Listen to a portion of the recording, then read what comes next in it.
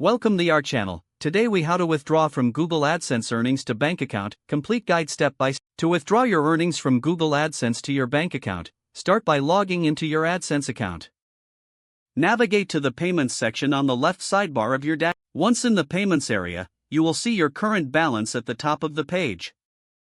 Ensure that your earnings have reached the payout threshold, which is typically $100.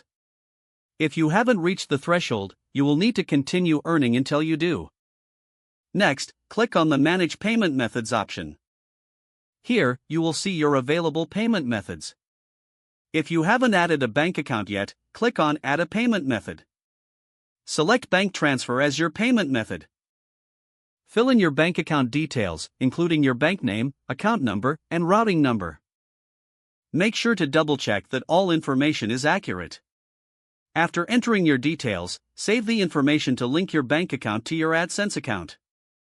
Once your bank account is added, go back to the Payments section. You'll notice a Transfer button if your balance has reached the payout threshold. Click on Transfer to initiate the withdrawal process. Review the transfer details to make sure everything is correct. Then, confirm the transfer to initiate the payment to your bank account. You will receive a notification once the transfer process begins. Keep in mind that it may take several days for the funds to appear in your bank account. Monitor your bank account for the incoming payment. After the transfer is complete, you can check your AdSense account for transaction history. This will help you keep track of your withdrawals and earnings.